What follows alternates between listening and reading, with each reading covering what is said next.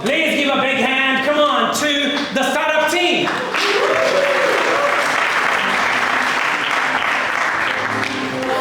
Hello, hi everyone. We're very, very excited to tell you about the demo that we built. And we will be using Gen AI to turn digital conversations into physical objects and 3D models. So thank you very much for the intro, that was a great one. But I do want to spend a few words to tell you about who I'm here with today. So I'm Letizia, Startup Solutions Architect. And on the stage with me I have Onat and Karan, who are also Solutions Architect in the startup team. So if you are startup customers and want to come up to us and tell us about your story, please do after this session. And we built this demo with Sebastian, who is our industry specialist, automotive and manufacturing SA. What did we build? We built a demo to turn text into a 3D model. And the way we do it is we start with a text prompt, and in this case we described a 3D coin. A coin because it's fast to print. So we described a design that we want to emboss on the coin. In this case it's an animal, a cute giraffe with sunglasses. So we go from text to a 2D image, and we feed that 2D image into an image to mesh model. To have our 3D model. How do we do that? We do that with Bedrock. That's the first step. We use Nova Micro to generate the text prompt. That's because Nova Micro is a very light model, very quick, low latency, and it's perfect for this task. The second model that we use is Nova Canvas. That's our image generation model. So once we have that text, the prompt, we send it to Nova Canvas and generate the 2D design. And the remaining of the 3D generation pipeline is actually handled by SageMaker. So we host an open source model on an asynchronous SageMaker endpoint, and that model requires a 2D image to fit into it, and then it gives us a valid STL file. Then we clean up and we send directly for slicing and then for 3D printing at our booth. So we had our booth at the beginning of the week. If you came out to us, you already seen this in action, but we do have a demo for you. And this is a video of how it works. We built on top a chatbot that discovers your animal companion. But I think we feel ready to challenge the demo gods, so we're not happy with the video. We are gonna do a live demo. And this is where actually I pass over to Onat, so you've got the hard challenge of doing the hard demo. Thank you, Letty. Please, demo gods, help me out, right? So you know how it works, hopefully.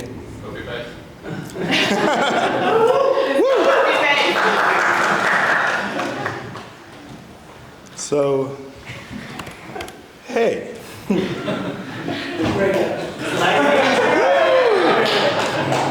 So now, our assistant, Crafty AI assistant, is going to help us to reveal our animal companion. And it's going to ask us a few questions about our personality, maybe this event, maybe London, and let's see how it goes. So, hey, I'm Crafty AI. Well, thank you for welcoming me to London Gen AI Loft. Oh, what's your favorite AWS service and why? Anyone? Bedrock.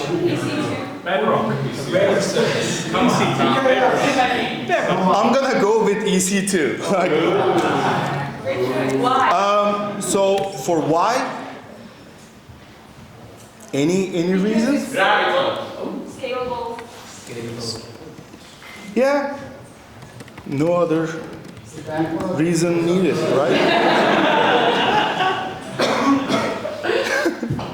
Let's try.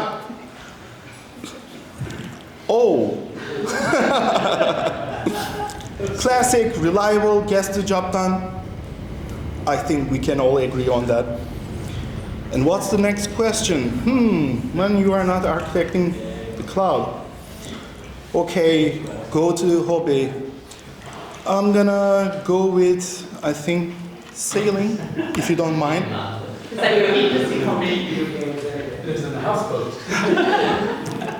Let's try to make this interesting for the AI. Okay, how about Thames Walk or Hyde Park?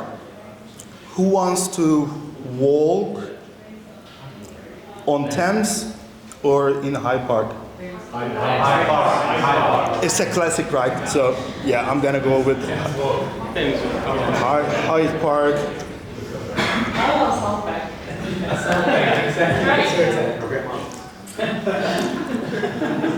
Now, demo gods. Oh,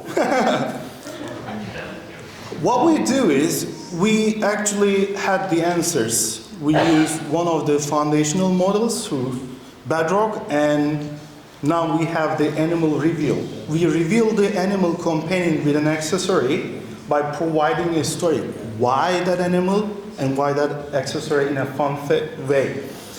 And we use these inputs into another LLM as an input.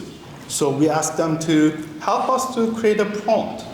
And as you can see, we have the prompt here as well. So the animal is albatross with the captain's hat. So I think it did a really good job by picking my sailing and outdoors vibe. And the story is, wild fact, albatross can fly for hours without flapping their wings. I didn't know that, by the way. And they were first scientifically studied in, they're really, yeah. Oh my God, like, I really like this story, by the way. Like, we wanted to have the fun fact, why we picked this animal with accessory, and behind the scenes, using this prompt highlighted here, 3D rendered coin shown, we provide this as an input for our Amazon Nova Canvas model to generate 2D image representation. And then we take it to the next phase, which is the 3D mesh generation. We host an open source model on SageMaker asynchronous endpoints. And as you can see, while I was talking, it did a lot of processing behind the scenes, and now we have the outcome. Hopefully, we are gonna love it. Woo! This is so cute, right?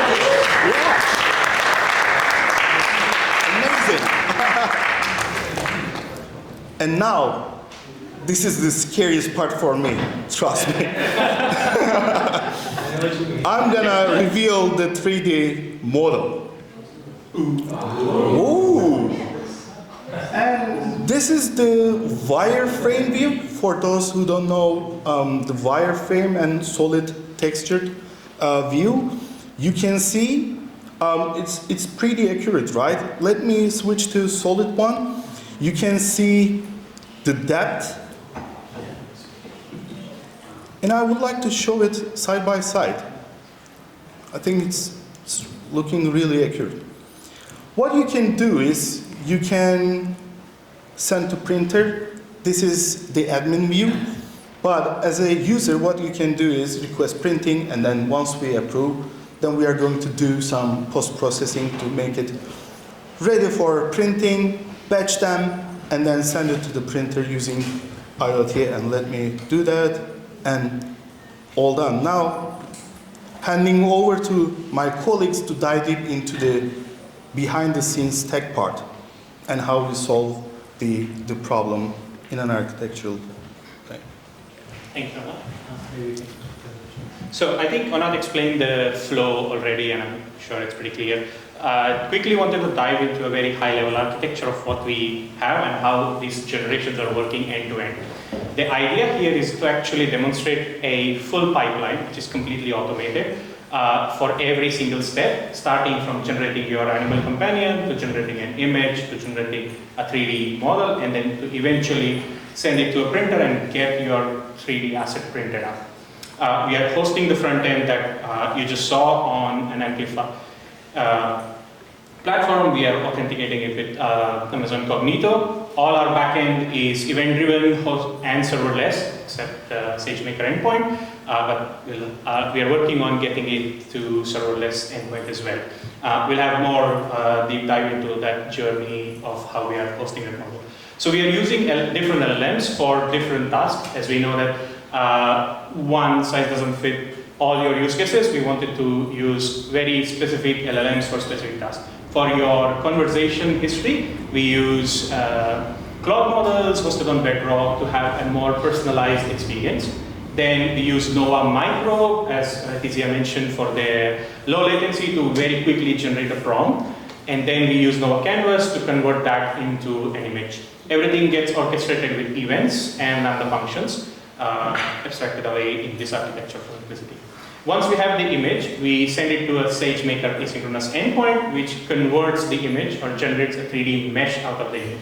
We also do a lot of post-processing. We take out a lot of, say, unnecessary parts. We make the 3D printable asset much more lightweight so that we can speed up the printing time. And I think in this particular area, we need to do a lot more R&D to get the time even faster. Some of you who have visited our booth know that it takes a couple of minutes, and then you have visitors in the evening to collect your coins. Once everything is generated, we dump everything into an S3 bucket, and then we trigger more events to create a couple of batches and queues to send it to the printer. When admins approve it, looking at the 3D asset, looking at the printer status, we then send everything to the printer using an IoT bridge and MQTT protocol, and then it gets sent to the printer. With this, I quickly want to dive into one of the aspects. As you can see, there are so many moving parts. So I just want to talk about the model hosting part, how we started it, because we wanted to have more of an iterative approach, as we have been demoing it in different events, and we want to make it as scalable as possible. We started with Amazon EC2 instances, running the model on a single EC2 instance, running as a systemd process. Then we decided, okay, one instance is not enough, we want to scale it, so we added an auto-scaling group. Just scaling what we have in one instance to more instances.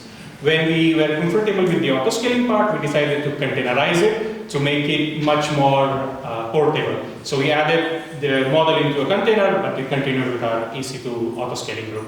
Once we were very comfortable with the Docker container, we decided, okay, now we want to offload a lot of management that we are doing. So we started to use SageMaker synchronous endpoint, because that was very easy for us to test in a synchronous way.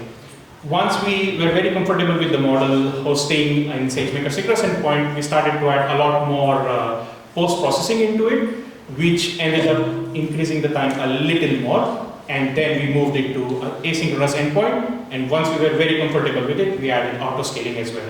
So now if you send your generations, they wouldn't be queued for a long time, and then we are able to move them very fast. This is how we moved our generations of modernizing the image to mesh model hosting as well.